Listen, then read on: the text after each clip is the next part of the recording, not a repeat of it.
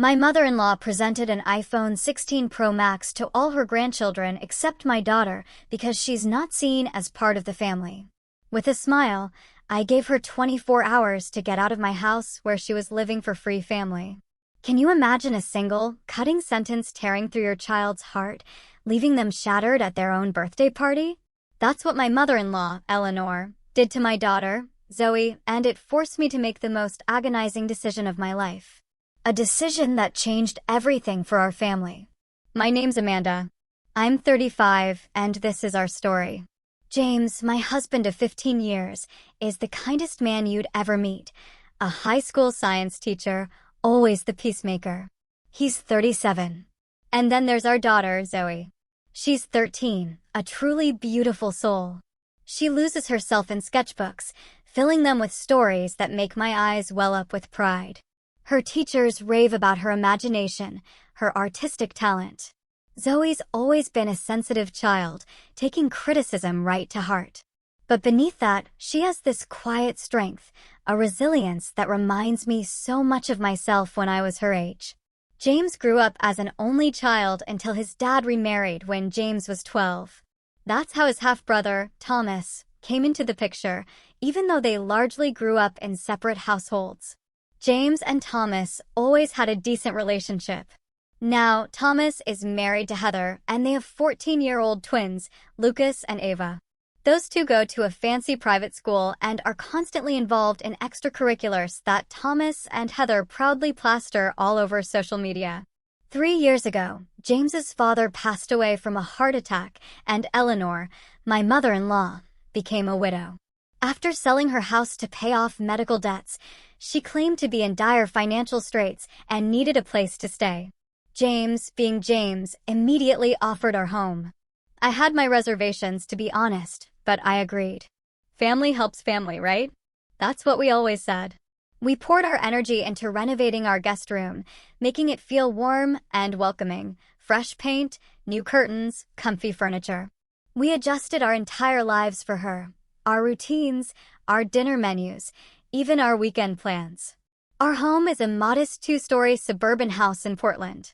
For bedrooms, a decent backyard, and a converted garage where I do my freelance graphic design work.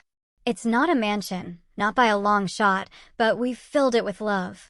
The first whispers of Eleanor's favoritism started just months after she moved in. When Thomas brought the twins over for Sunday dinners, Eleanor would always have special treats saved just for Lucas and Ava, but somehow, Zoe was always conveniently overlooked. She'd remember every single detail about the twins' school events, but then claim forgetfulness when Zoe excitedly mentioned her upcoming art show or writing competition. These were small things, easily brushed aside, but they started to form a pattern. A pattern that grew harder and harder to ignore. Zoe tried so hard to connect with her grandmother. She'd bring her artwork, hoping for a word of praise, or even just a glance of acknowledgement. "Grandma, look what I painted today in art class," she'd say, holding out a watercolor landscape that truly showed incredible talent for her age. Eleanor would barely glance up, a dismissive flick of her wrist, and mumble, "That's nice, dear," before returning to her phone. But when Lucas showed off his science fair project, or Ava mentioned her dance recital, Eleanor's face would absolutely light up with genuine interest. "Tell me everything," she'd gush, giving them her full, undivided attention. I tried to talk to James about it, subtly at first. "Have you noticed how your mother treats the kids differently?" I'd ask after Eleanor had retired to her room. James would sigh, running a hand through his hair. "Mom's still adjusting, Amanda. She'll come around," he'd say. Or, "You're reading too much into things. Mom just connects with the twins because they're into sports, like Dad was." I'd let it drop, not wanting to cause tension, but that knot in my stomach just tightened with each dismissal. Financially, we were comfortable, but we were also careful. James's teaching salary and my freelance work covered our needs, but after Eleanor moved in and we started covering some of her expenses, our savings took a hit. We weren't struggling, but extravagant purchases definitely required planning. Eleanor, on her end, contributed minimally, claiming her Social Security barely covered her own personal needs and medications. We never asked to see her financial statements. We just took her at her word, out of respect. Thomas and Heather, though, they both had high-paying corporate jobs. They lived in an exclusive neighborhood, took luxurious vacations, and never hesitated to buy the latest gadgets or designer clothes for the twins. I never begrudged them their success, but I couldn't help but notice Eleanor making comparisons that left Zoe feeling utterly inadequate. Lucas and Ava are going to Europe this summer, she'd announce at dinner. Isn't it wonderful that Thomas can provide such cultural experiences for his children? The implication that we were somehow failing Zoe by not matching these opportunities hung in the air, unspoken, but palpable. Despite these currents of tension, we maintained our family gatherings. Monthly dinners, holiday celebrations, casual weekend visits, they kept us all connected. Thomas and Heather were pleasant enough, if a bit preoccupied with their own achievements. The twins were typical teenagers, glued to their phones and lost in friend dramas. Zoe often felt overshadowed in these gatherings, finding quiet corners to sketch or read, occasionally trying to engage her cousins, with mixed success. As Eleanor's stay stretched from months into years, this became our new normal. I learned to shield Zoe from the most painful comparisons. James kept making excuses for his mother's behavior, and Eleanor settled comfortably into her role as the matriarch, subtly dictating the emotional temperature of our home. It was a precarious balance, but I genuinely believed we could manage it, for James's sake, and for the sake of family bonds. I had no idea that a single birthday celebration would shatter that balance completely and force us all to confront the truth we'd been desperately avoiding. By coincidence, Zoe and the twins all had birthdays within the same month. Zoe's was on the 10th, Lucas and Ava's on the 25th. For years, we'd celebrated separately. But this year, with all three turning 13, Eleanor suggested a joint party. It would be so much more efficient, she'd chirped one evening as we cleared the dinner table. And they're entering their teenage years. It should be special. James thought it was a great idea, and even I had to admit the practical benefits. One venue, one cake, one set of decorations, and everyone could attend without juggling multiple weekends. I took charge of the planning. I booked the community center near our house for the Saturday between the actual birthdays. I ordered a custom 3-tier cake with different flavors to suit each child's preference: chocolate for Zoe, vanilla for Lucas, and red velvet for Ava. I designed digital invitations for family, friends, and classmates. I even created a shared online document for activity and food ideas. Thomas and Heather agreed to handle the beverages and photography, while James volunteered for games and music. Zoe was so excited about finally becoming a real teenager. She'd been counting down the days for months. "Mom, when I turn 13, can I redecorate my room?" "Nothing childish anymore," she asked one morning. I agreed, and we spent evenings looking at paint samples, browsing online for affordable furniture to transform her space from child to teen. She'd also mentioned needing a new phone. Her old one was barely functioning, cracked screen, battery dying by lunchtime. It wasn't a frivolous request. It was something she genuinely needed for school projects and staying connected with friends. 2 weeks before the party, I took Eleanor shopping for decorations. We were comparing prices on streamers and balloons when she suddenly checked her watch. "I need to run a quick errand. I'll meet you at the food court in an hour." I thought nothing of it. Until later that afternoon. I overheard her on the phone with Thomas. "Yes, I got them both. The newest model, just as we discussed." "They're going to be so surprised," she whispered, her voice hushed, immediately piquing my curiosity. When she noticed me in the doorway, she quickly ended the call. "Just finalizing some birthday details with Thomas," she explained with a dismissive wave. That evening, during our family dinner, Zoe shared her birthday wish list. "I'd really love some new art supplies," she began, "especially those professional colored pencils we saw at the art store. And maybe some books." She hesitated, then added, "I know it's expensive, but my phone is really dying. Even a basic new one would be amazing." She looked hopefully around the table, especially at her grandmother. Eleanor barely glanced up from her plate. "Art supplies. How nice," she said flatly. But minutes later, when James mentioned the twins' birthday, she perked up immediately. What are Lucas and Ava hoping for this year? Are they still into those video games? Or perhaps something more grown-up now that they're turning 13? The enthusiasm in her voice was unmistakable. I saw Zoe's face fall slightly before she quickly masked her disappointment. James had been working extra summer school sessions specifically to afford good gifts for Zoe. I want to get her that phone, he told me late one night. She deserves it, and she really needs it for school. I agreed, though I worried about the expense. We'd been setting aside a little each month, and with the extra summer school money, we could manage it, though it would be a stretch. Around this time, I had coffee with my friend Rachel, who listened patiently as I vented about Eleanor. It's like she doesn't see Zoe at all, I confided. Or worse, she sees her, but has decided she's somehow less worthy of attention than the twins. Rachel, who dealt with similar in-law issues, suggested I start documenting the behavior. Not to create drama, she clarified, but to have concrete examples when you talk to James. Sometimes people don't see patterns until you lay them out clearly. The weekend before the party, Zoe and I spent a morning baking cookies for her class. As we mixed ingredients, she confided in me. Do you think Grandma will like the thank you card I made her? I spent extra time on the details. The hopeful look in her eyes broke my heart. Despite years of subtle rejection, she was still trying to win Eleanor's approval. It's beautiful, honey. Anyone would be lucky to receive such a thoughtful card, I said, carefully avoiding a direct promise about Eleanor's reaction. Meanwhile, Eleanor had become increasingly secretive. She was receiving packages that she quickly spirited away to her room. When questioned, she'd say they were personal items or just some things Thomas asked me to keep for him. She started taking private phone calls in her room or out on the porch, always ending them abruptly if anyone approached. Her behavior struck me as odd, but with party planning consuming most of my attention, I didn't press the issue. At dinner the night before the party, Eleanor completely dominated the conversation with stories about the twins. Lucas made the varsity soccer team as a freshman. Can you believe it? And Ava's dance instructor says she could try out for that prestigious summer program in New York. On and on she went, barely acknowledging Zoe's quiet mention of her own recent achievement, being selected to display artwork in the school lobby. I noticed Zoe pushing food around her plate.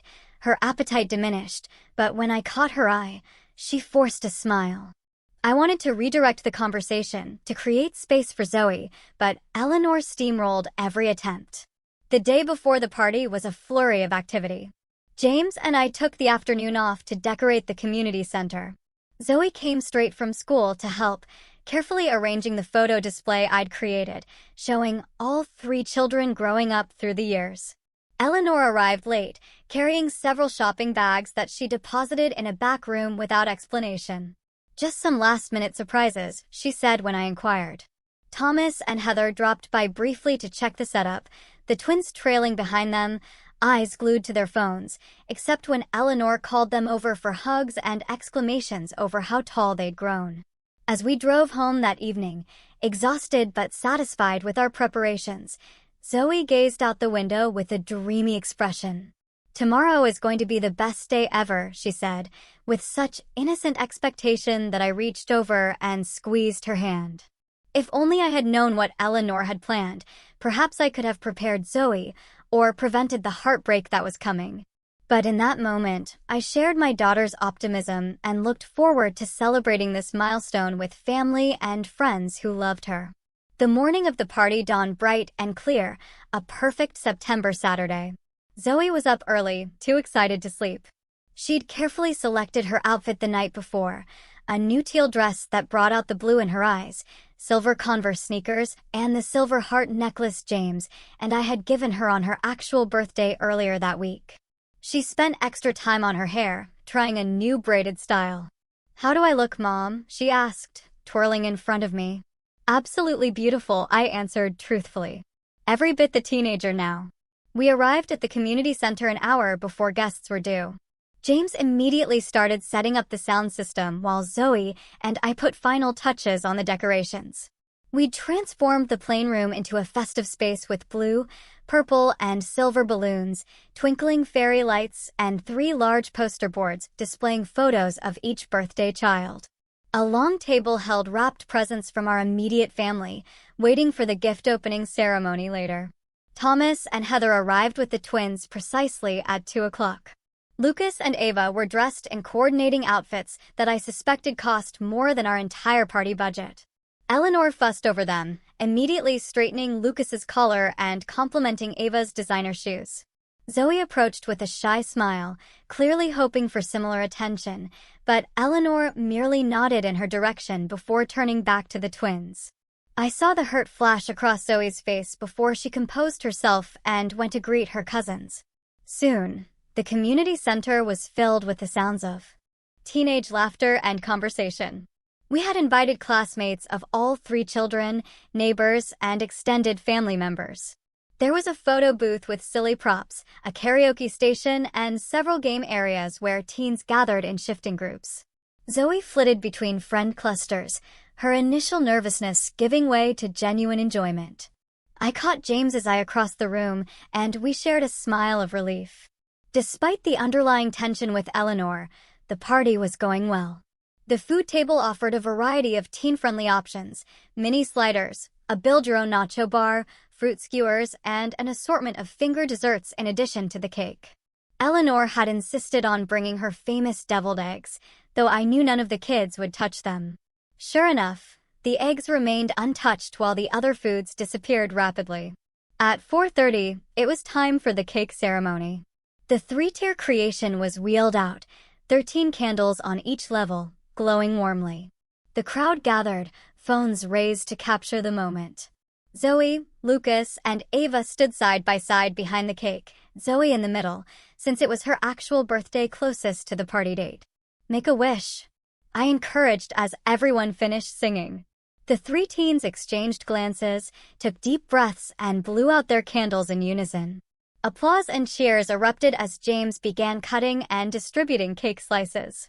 After cake came the moment many had been waiting for, opening presents. We had set up 3 chairs at the front of the room, and the teens took their seats as guests gathered around. They began with gifts from friends and extended family, taking turns opening packages containing books, gift cards, clothing, and trinkets. Zoe received a beautiful sketchbook from her best friend, Lily, art supplies from several classmates, and books from our neighbors. She thanked each giver with genuine gratitude, her pile of unwrapped gifts growing steadily beside her. When most of the presents had been opened, Eleanor suddenly stood up and cleared her throat. I have something special for the birthday children, she announced loudly, drawing all attention to herself. She disappeared into the back room and returned, carrying 2 identically wrapped boxes with elaborate gold bows. The boxes were the perfect size for phones, and my stomach tightened with a dreadful apprehension. For my darling grandchildren on this special birthday, Eleanor proclaimed, handing the packages to Lucas and Ava with a flourish. The twins tore into the wrapping paper eagerly, and identical gasps escaped them as they revealed brand new iPhone 16 Pro Max phones. The latest model, released just weeks earlier. These weren't basic phones, these were the top-tier versions, easily costing over $1,000 each. Grandma! Whoa! Lucas exclaimed, jumping up to hug Eleanor. This is amazing! Thank you so much. Ava squealed, also embracing her grandmother. Eleanor beamed with pleasure at their reaction, accepting their thanks with obvious pride. Only the best for my grandchildren, she said, loud enough for everyone to hear. The room had grown quieter. People had realized the extravagance of the gifts. All eyes turned to Zoe, who was sitting very still in her chair, hands folded in her lap. Her expression held confused expectation as she waited for her grandmother to produce a 3rd package. After all, there were 3 birthday celebrants. Grandma? Zoe finally said, her voice small but carrying in the hushed room. Did you get something for me too? Eleanor turned to Zoe, and the look on her face made my blood run cold. It wasn't apologetic or embarrassed. It was dismissive, almost annoyed at being questioned. That's all I have, she said flatly. I only got gifts for my real grandchildren. The silence that followed was absolute. 40 people collectively held their breath, unable to believe what they had just heard. Zoe's face crumpled in confusion. "What do you mean?" she asked, her voice trembling. Eleanor shrugged, the gesture casual and cruel. "You're not really part of the family, dear. Not by blood, anyway." It took me a moment to process her words. Not by blood. The implication hit me like a physical blow. Eleanor was referring to the fact that Zoe was adopted, something we had never hidden, but also never treated as making her any less our daughter. We had adopted her as an infant after years of fertility struggles, and she had been our beloved child from the moment she was placed in our arms. The fact that Eleanor would use this to exclude Zoe was beyond comprehension. Tears welled in Zoe's eyes and spilled down her cheeks.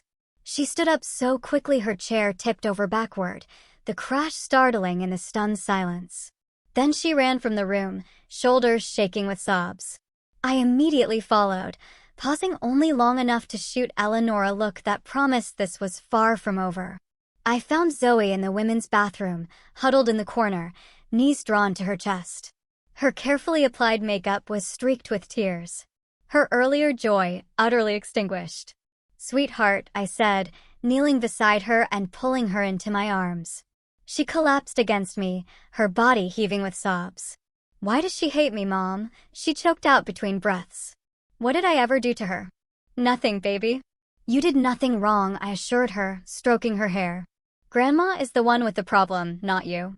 You are our daughter, in every way that matters." After several minutes of just holding her while she cried, I helped Zoe clean her face and fix her hair. "We can leave right now if you want," I offered. "Or we can go back out there and show Grandma that her words can't hurt you." It was unfair to ask a 13-year-old to be so strong, but I wanted to give her the choice. Zoe took a deep, shuddering breath. "I want to go home," she whispered. "But I should say goodbye to my friends first." When we returned to the main room, the atmosphere had completely changed. James was standing toe-to-toe with his mother, his face flushed with anger. I had rarely seen my husband truly angry, but there was no mistaking his fury now. "How could you say that to her?" he was demanding. "How could you be so cruel to a child, any child, let alone my daughter?" Eleanor stood with arms crossed, unrepentant. "I simply spoke the truth, James. The girl is adopted. She's not a blood relative. Lucas and Ava are my actual grandchildren." Thomas and Heather hovered nearby, clearly uncomfortable. The twins were showing off their new phones to friends, either oblivious to or intentionally ignoring the drama unfolding. Most of the other guests were gathering their belongings, eager to escape the tension. The party was effectively over. I guided Zoe around the edge of the room, helping her collect her gifts and say quick goodbyes to her closest friends. Lily, bless her heart, gave Zoe a fierce hug and whispered something that made Zoe give a watery smile. Other friends expressed support through touches on the arm or sympathetic glances. The drive home was filled with tense silence. Eleanor had come with us to the party, but Thomas offered to drive her back to our house later, clearly wanting to remove her from the immediate situation. James white-knuckled the steering wheel the entire way, occasionally glancing in the rearview mirror at Zoe, who stared out the window, emotionally exhausted. As we pulled into our driveway, I reached over and placed my hand on James's arm. "We need to talk about what happens next," I said quietly. He nodded, his expression grim. We both knew that everything had changed, and there was no going back to pretending all was well. Eleanor had shown her true colors in the cruelest possible way, and now we had to deal with the fallout. That evening, Zoe retreated to her room immediately after we arrived home, locking the door behind her. Despite my gentle knocking and offers of comfort food, she remained sequestered, only texting that she wanted to be alone. I respected her need for space while keeping an ear out for sounds of distress. James and I withdrew to our bedroom for a heated discussion about his mother. "I can't believe she would say something so heartless," I said, pacing the floor while James sat on the edge of our bed, head in his hands. "Actually, I can believe it. The signs have been there all along, but this was beyond anything I could have imagined." "She's getting older," James said weakly. "Maybe she didn't mean it the way it sounded." I stopped pacing and stared at him incredulously. Are you serious right now? I only got gifts for my real grandchildren. You're not really part of the family. How exactly was she not meaning that the way it sounded, James? Please enlighten me. He sighed deeply, shoulders slumping. I know. I know it was inexcusable. She's my mother, Amanda. I've never seen her act like this before. Really? Never. I challenged him. What about last Christmas, when she gave the twins those expensive gaming systems and got Zoe a $5 journal from the dollar store? Or when she drove 2 hours to watch Lucas's baseball tournament, but claimed she was too tired to attend Zoe's art show that was 10 minutes away? Or how about all the times she's forgotten Zoe's food preferences, but remembers the twins' favorite snacks in detail? This has been happening for years, James. The only difference is that today, she said the quiet part out loud. James was silent for a long moment, processing my words. I guess I didn't want to see it, he finally admitted. It was easier to make excuses than to admit my mother could be so prejudiced. Around 11 o'clock, I heard soft crying from Zoe's room and knocked gently on her door. Sweetheart, can I come in? After a moment, the lock clicked, and I entered to find her curled up on her bed, clutching the stuffed rabbit she had long ago claimed was too babyish, but never quite got rid of. I sat beside her and stroked her hair, waiting for her to speak. Why doesn't Grandma love me, Mom? She finally asked, the question piercing my heart. Is it because I'm not really yours? Listen to me, I said firmly, tilting her chin up to meet my eyes. You are really ours, in every way that matters. Biology doesn't make a family. Love does. Grandma is wrong. Completely wrong. Her inability to see that says everything about her and nothing about you. Zoe nodded, but I could tell my words, though appreciated, could not fully heal the wound Eleanor had inflicted. We talked until she fell asleep, exhausted from the emotional day. I tucked the blanket around her and kissed her forehead before quietly leaving the room. The next morning, Eleanor acted as if nothing unusual had happened. She came downstairs for breakfast, complained that the coffee was too strong, and asked what was planned for the day, as if the previous day's party had been a complete success. James and I exchanged glances over our mugs, silently communicating that a confrontation was inevitable.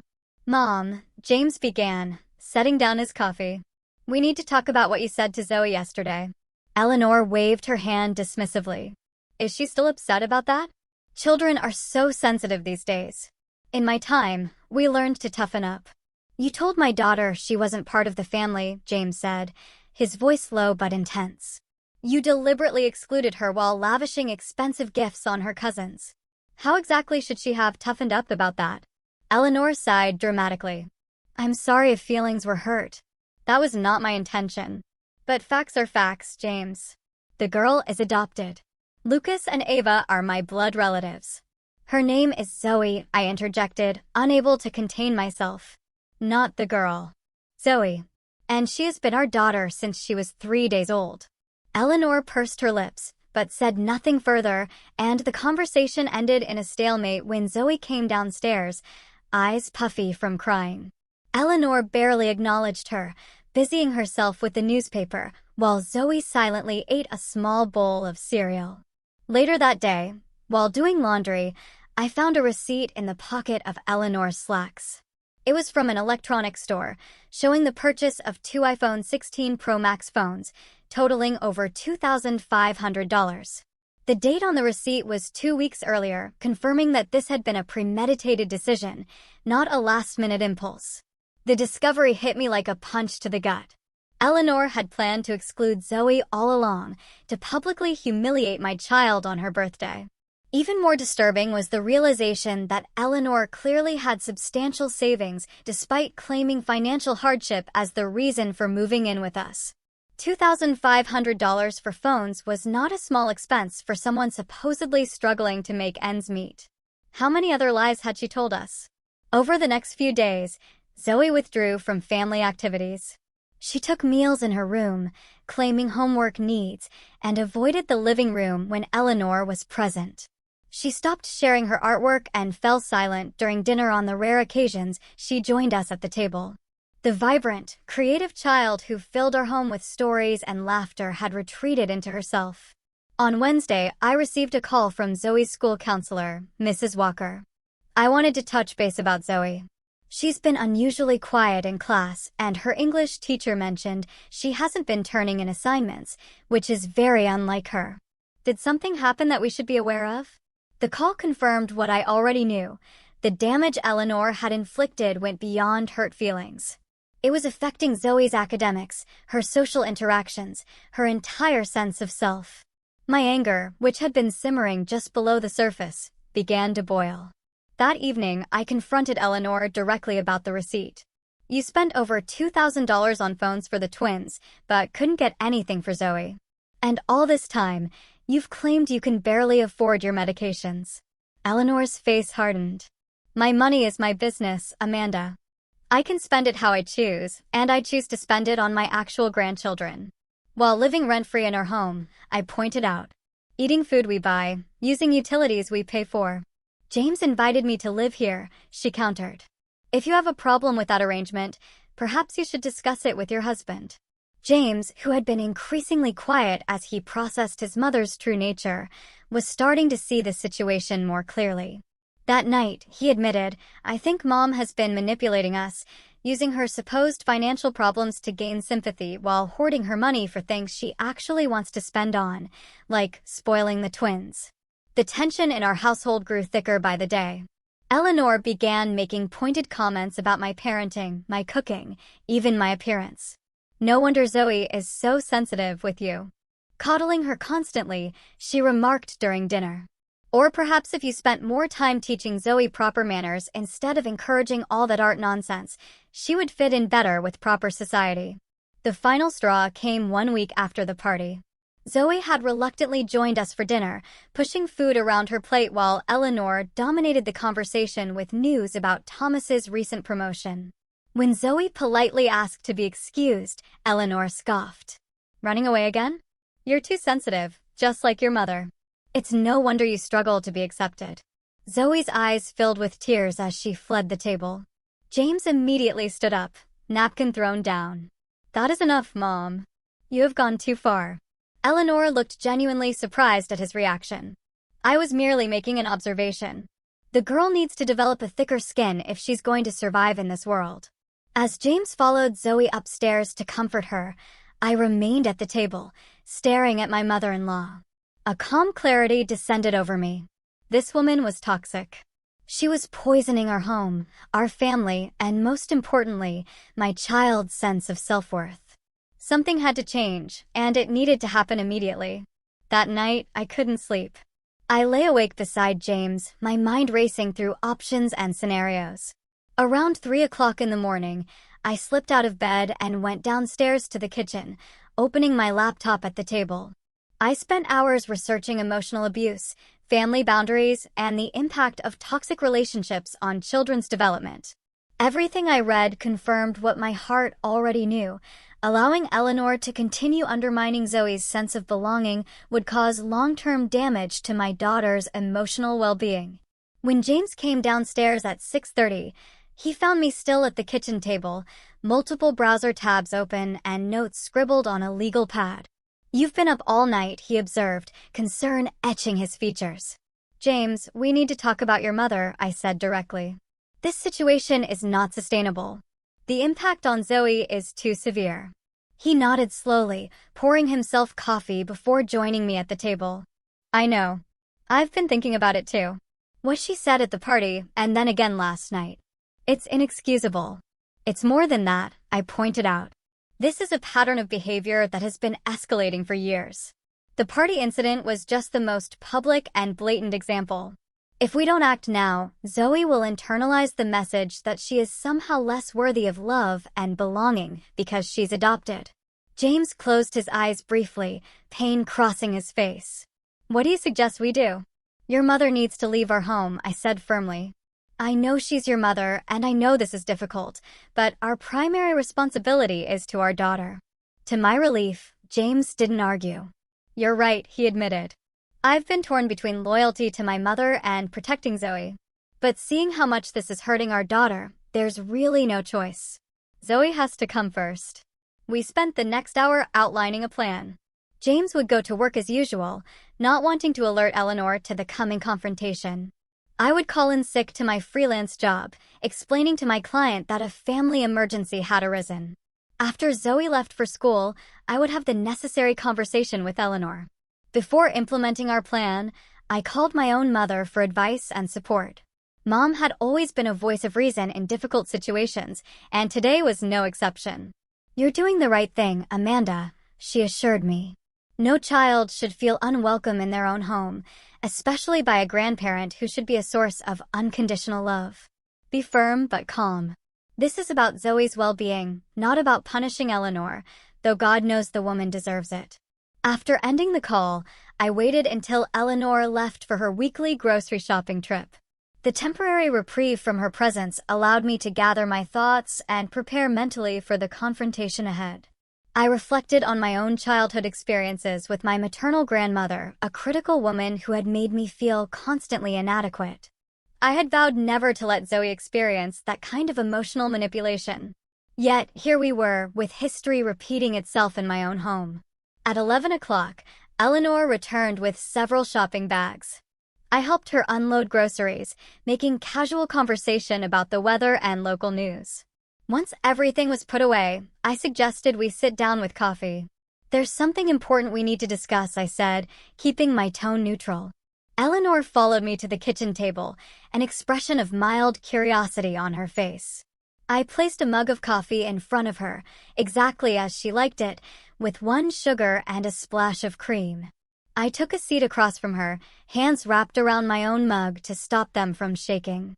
"Eleanor," I began calmly, "I want to talk about what happened at the birthday party and the comments you've been making to Zoe."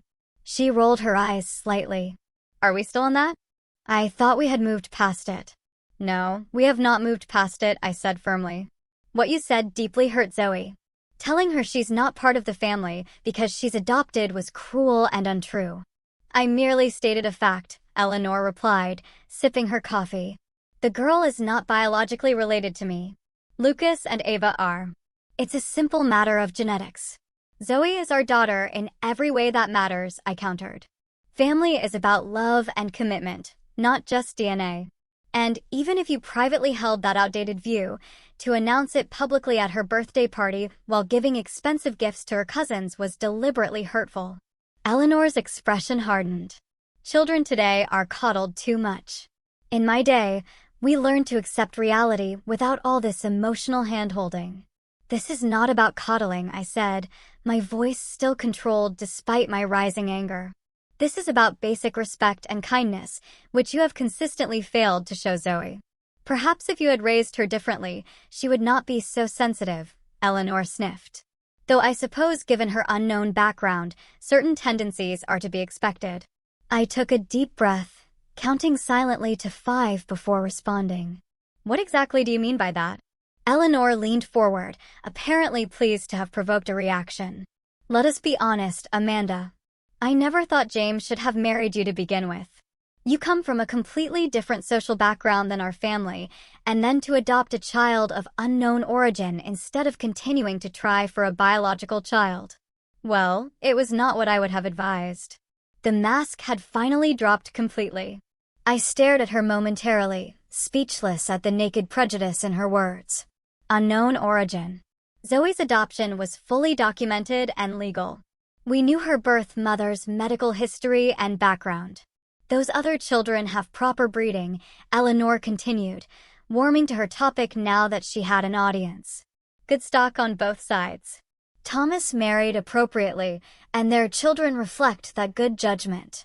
It was as if a fog had lifted, revealing the full extent of Eleanor's classist, prejudiced worldview. All the subtle digs, the coincidental oversights, the lavish praise for the twins, contrasted with criticism for Zoe. It all suddenly made perfect sense. This wasn't just about adoption, but about Eleanor's perception of social class and appropriate family connections. "Your granddaughter is a kind, creative, intelligent person," I said, my voice now steely with controlled anger. "The fact that you cannot see her value, because you are fixated on some outdated notion of breeding, says everything about your character and nothing about hers." Eleanor's mouth tightened into a thin line. I see James has failed to teach you proper respect for your elders. But then, given your background, perhaps that is to be expected. My background? I repeated. You mean my father being a firefighter and my mother a nurse? The people who taught me that character matters more than social status? Who raised me to judge people by their actions, not their pedigree? Precisely, Eleanor sniffed. Perfectly respectable, I am sure, but hardly the sort of family James was raised to associate with. And now you are raising Zoe with the same common values. I took a moment to gather myself, recognizing that Eleanor was trying to provoke an emotional outburst that would allow her to dismiss my concerns. Eleanor, I said, finally, I am going to ask you directly. Will you apologize to Zoe for what you said at the party and commit to treating her with the same respect and affection you show Lucas and Ava? Eleanor's response was immediate and unapologetic. I have nothing to apologize for. The truth may be uncomfortable, but that does not make it any less true. The girl is not my blood relative, and I am under no obligation to pretend otherwise. I nodded slowly, having received the answer I expected, but still hoped against. I took a deep breath, steeling myself for what came next. In that case, I need you to pack your things and leave our home. You have 24 hours. Eleanor's eyes widened in genuine shock. Excuse me? You have 24 hours to pack your belongings and find other accommodations, I repeated, my voice calm but firm. This is not negotiable. This is James's house too, she sputtered. You cannot make this decision alone. James and I have already discussed this, I informed her. He agrees that your presence is harmful to Zoe and that you need to leave. This is absurd. Where am I supposed to go on such short notice? You have options, I said. Thomas has a guest room. Or you could use some of that money you spent on iPhones to get a hotel until you find an apartment. The choice is yours. But either way, you will not be living here after tomorrow morning. Eleanor's face flushed with anger. You cannot throw me out. I am an elderly woman. You are a 67-year-old woman in excellent health who has been taking advantage of our hospitality while secretly hoarding money and emotionally abusing our daughter, I corrected her. And yes, I absolutely can ask you to leave my home under those circumstances. Eleanor stood up abruptly. James will hear about this, she threatened, reaching for her phone. Yes, he will, I agreed calmly. In fact, he's expecting your call. Eleanor immediately called James at school, her voice carrying through the kitchen as she gave her version of events. Your wife has lost her mind, threatening to throw me out on the street. After everything I have done for this family. I continued calmly sipping my coffee, mentally preparing for the next phase of the confrontation. 20 minutes later, James walked through the front door, having left school early to address the situation. Eleanor rushed to him, relief evident on her face. Thank goodness you're here, she said. Amanda has been making ridiculous demands and threats. She seems to think she can evict me from your home with just 24 hours' notice. James looked from his mother to me, his expression serious. Let's all sit down and talk this through, he suggested, leading us to the living room. Once seated, he turned to Eleanor. Mom, Amanda told me about your conversation. Is it true that you said Zoe is not really family because she's adopted? I merely stated the obvious, Eleanor defended. The girl is not my biological grandchild. I cannot be expected to feel the same connection to her as I do to Lucas and Ava. And did you also say that Amanda comes from the wrong social background and that Zoe has unknown origins and lacks proper breeding? James continued, his voice hardening. Eleanor hesitated, perhaps realizing how her words sounded when repeated back to her. I might have expressed some concerns about maintaining certain family standards, she hedged. Every grandmother wants the best for her family line. James shook his head slowly. The best for our family would be having a grandmother who loves all her grandchildren equally and doesn't rank their worth based on biology or perceived social status. Eleanor's eyes filled with strategic tears. You are taking everything out of context, she whimpered. I am an old woman who occasionally speaks too directly. Surely you would not throw your own mother out over a misunderstanding. This is not a misunderstanding, James said firmly. This is a pattern of behavior that has been hurting Zoe for years. As her father, it is my job to protect her, even if that means making difficult decisions about family relationships.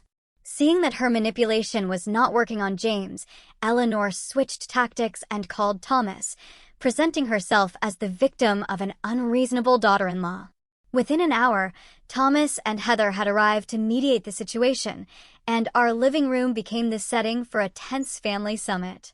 "Let me get this straight," Thomas said after hearing both sides. "You're kicking Mom out because she bought phones for my kids, but not for Zoe?" "No," I clarified. "We're asking Eleanor to leave because she publicly humiliated Zoe by announcing she's not really family because she's adopted, and has continued to make hurtful comments that undermine Zoe's sense of belonging and self-worth." Thomas looked uncomfortable, glancing at his mother. "Mom, did you really say that?" "I might have expressed myself poorly," Eleanor admitted, dabbing at her eyes with a tissue. "But I never meant to hurt anyone. You know how much I love all my grandchildren." "Actually, that is the problem," James interjected. "You don't love all your grandchildren. You consistently favor Lucas and Ava while treating Zoe as an afterthought at best and an interloper at worst." Heather, who had been silent until now, suddenly spoke up. "Eleanor, I've noticed it too," she said quietly. "The way you talk about the kids is very different. You praise everything Lucas and Ava do, but you rarely acknowledge Zoe's achievements." Thomas looked surprised at his wife's intervention, but Eleanor was indignant. "So now everyone is ganging up on me. After everything I have done for this family." "What exactly have you done, Mom?" James asked. "You have lived rent-free in our home for 2 years, contributed minimally to household expenses, claiming financial hardship, all while apparently having enough savings to spend thousands on gifts for the twins." The conversation continued in circles, with Eleanor alternating between defensive justifications and tearful appeals to family loyalty. Thomas initially tried to defend his mother, but gradually came to understand the gravity of the situation as more details emerged. "I didn't know about any of this," he admitted. "The things Mom says when we're not around, it's not okay." After nearly 2 hours of discussion, Thomas offered a compromise. "Mom can stay with us temporarily while she looks for her own place," he suggested. "Our guest room is available, and it would give everyone some space to cool down." Eleanor latched onto this option immediately. "Yes, that would be best. I can stay with Thomas and Heather until this blows over and Amanda comes to her senses." "This is not about coming to my senses," I stated firmly. "This is a permanent boundary. Eleanor is welcome to visit our home in the future if she demonstrates genuine change and offers a sincere apology to Zoe, but she will not be living with us again." Eleanor scoffed. "Fine, I'll apologize if that's what it takes to stay." "No," James said, surprising everyone with his firmness. "A forced apology under duress is meaningless. This is not about saying the right words to get what you want. This is about genuinely recognizing that your behavior has been harmful and making real changes." By late afternoon, practical arrangements were being discussed. Thomas would help Eleanor pack and move her belongings the following day. Eleanor would stay with Thomas and Heather while looking for an independent living situation. James made it clear that financial support from us would be minimal going forward, given Eleanor's apparent ability to make significant purchases on her own. As Thomas, Heather, and Eleanor prepared to leave, Zoe returned home from school, stopping short in the doorway at the sight of the family gathering. Confusion crossed her face, followed by weariness as she noticed Eleanor's tear-stained cheeks. "What's going on?" she asked, looking to James and me for explanation. I gestured for her to join us in the living room, and James and I explained the situation privately while Thomas kept Eleanor and Heather occupied in the kitchen. "Grandma is going to be moving out," James told her gently. "She's going to stay with Uncle Thomas and Aunt Heather for a while." "Because of what happened at the party?" Zoe asked, her voice small. "Because of me?" "No, sweetheart," I said firmly. "Not because of you. Because of Grandma's choices and behavior. Adults are responsible for their own actions and the consequences that follow." Zoe processed this information silently, emotions playing across her face. "Is she mad at me?" "Grandma is upset about the situation," James explained carefully. "But none of this is your fault. We want our home to be a place where everyone feels loved and respected. And unfortunately, Grandma has not been treating you with the respect you deserve." Later that evening, as Eleanor made a show of packing essential items for her night at Thomas's house, making as much noise as possible and sighing dramatically, I decided to take Zoe out for a while. "Let's go shopping for those art supplies you wanted," I suggested, wanting to shield her from Eleanor's theatrical display of victimhood. At the art supply store, I let Zoe choose whatever she wanted, from professional colored pencils to high-quality sketching paper. As we sat at an ice cream shop afterward, I took the opportunity to reinforce some important truths. "You know that family is not about blood, right?" I said, watching her methodically arrange her ice cream toppings. "It's about love and commitment, and showing up for each other every day." Zoe nodded slowly. "I know, it just hurts that Grandma doesn't see it that way. Some people, especially from older generations, have very rigid ideas about what makes a family," I explained. "But those ideas are outdated and, frankly, wrong. You are our daughter in every way that matters, and nothing anyone says can change that." Zoe was quiet for a moment, stirring her ice cream thoughtfully. "Do you think Grandma will ever change her mind about me?" I considered my answer carefully, wanting to be honest without crushing her hope entirely. "I don't know, sweetheart. People can change if they want to, but they have to recognize there's a problem first.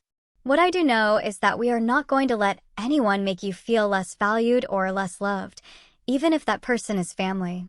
As we drove home, Zoe seemed lighter somehow, as if a burden had been lifted. The process of healing was just beginning. But this first step, removing the source of ongoing hurt from our daily lives, already seemed to be having a positive effect.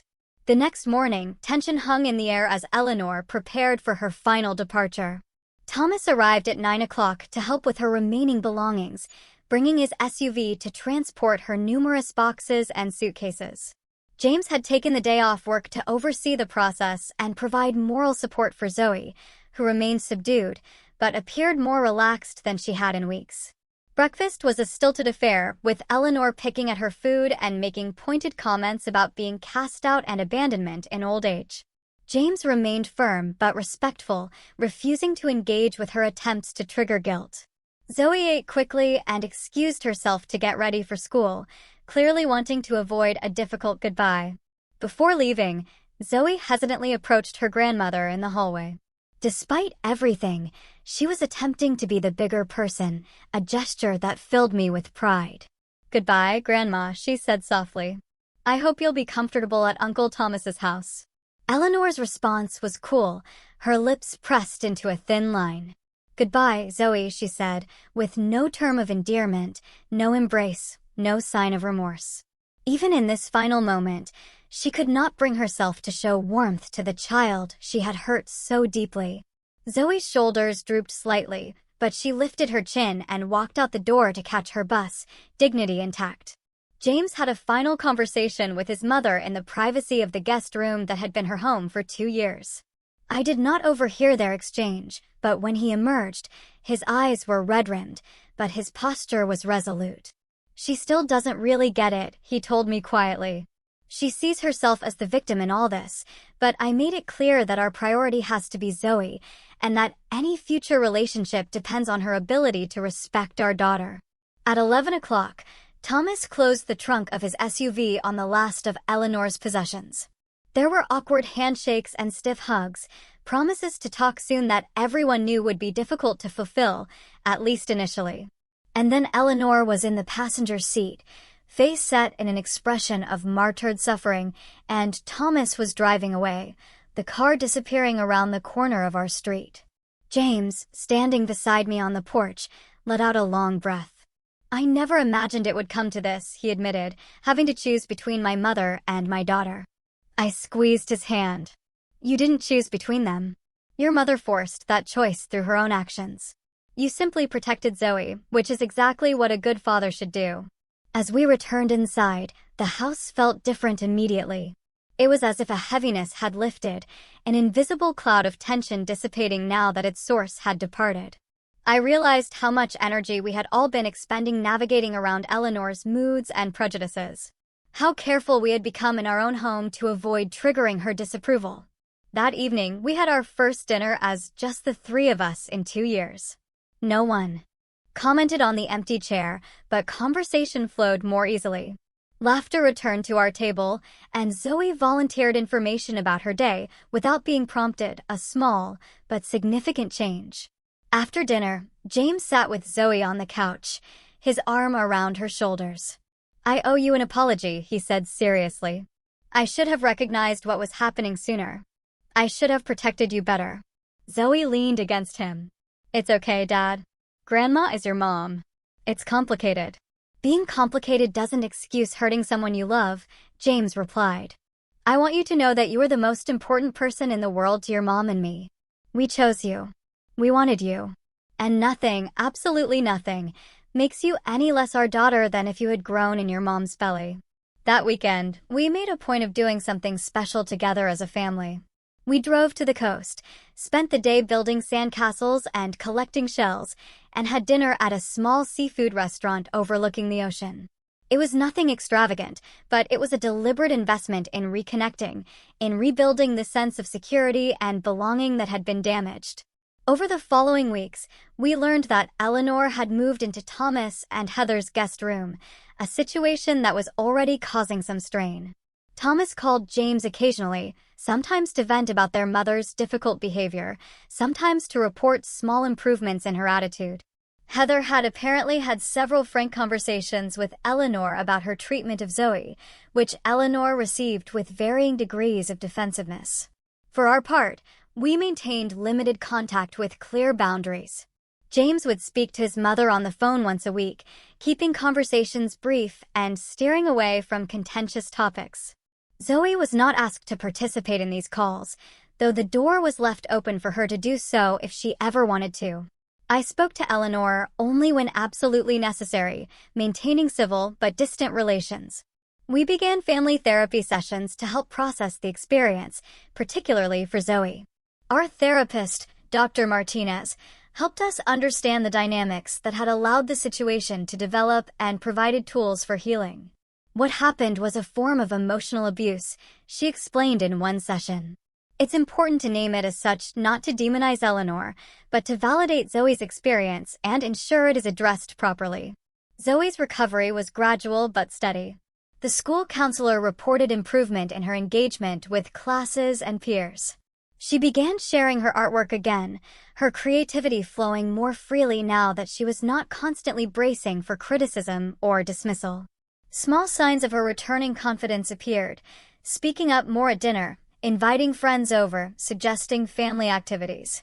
About a month after Eleanor's departure, we repainted Zoe's room, transforming it from the pale yellow of her childhood to a cool teal that reflected her emerging teenage aesthetic. It was a symbolic fresh start, a reclaiming of space, both physical and emotional. 6 months later, Zoe's art teacher selected her painting for the district-wide student exhibition. The piece, a striking watercolor depicting a young girl standing at a crossroads with paths stretching toward different horizons, showed remarkable technical skill and emotional depth for a 13-year-old. The artist's statement accompanying it read, "Sometimes we have to choose which path to take in life. The hardest choices often lead to the most beautiful destinations." Eleanor did not attend the exhibition, though Thomas, Heather, and the twins did, making an effort to support Zoe in a way they had not before. Perhaps seeing their grandmother's behavior through new eyes had shifted something in their understanding as well. The twins were surprisingly engaged, asking Zoe questions about her techniques and inspiration. Small steps toward a different kind of cousin relationship, one not defined by Eleanor's influence. As I watched Zoe confidently explaining her artwork to attendees, her face animated with passion for her creation, I reflected on the difficult journey we had navigated. The pain had been real, the confrontations uncomfortable, the family bonds strained. But in protecting Zoe and standing firm against the subtle, and not so subtle, undermining of her worth, we had ultimately created space for her to flourish. "I know my worth now," Zoe told me one evening as we looked through her sketchbook together. "I know that family is about who loves you, not whose DNA you share." The wisdom in her young voice brought tears to my eyes. Through all the hurt, she had emerged with a stronger sense of self and a deeper understanding of what truly matters in relationships. Eleanor's rejection, painful as it was, had ultimately led to powerful lessons about standing up for oneself and recognizing toxic behavior, even when it comes from family. Our story does not have a neat fairy tale ending. Eleanor has not had a dramatic change of heart or suddenly recognized the error of her ways. Family gatherings remain complicated. Relationships are still being rebuilt and redefined. But our home is now a sanctuary again, a place of acceptance and love where Zoe can grow into herself without constantly seeking approval from someone incapable of giving it freely. The journey taught us all that protecting our children sometimes means making painful choices, setting difficult boundaries, and weathering the disapproval of others. It taught us that family is defined by love and commitment, not by biology or social expectations. Most importantly, it taught Zoe that she is worthy of respect and belonging exactly as she is. Have you ever had to stand up to a family member to protect someone you love, even when it felt impossible? I'd really love to hear your stories in the comments below. Tell me, what would you have done in my place?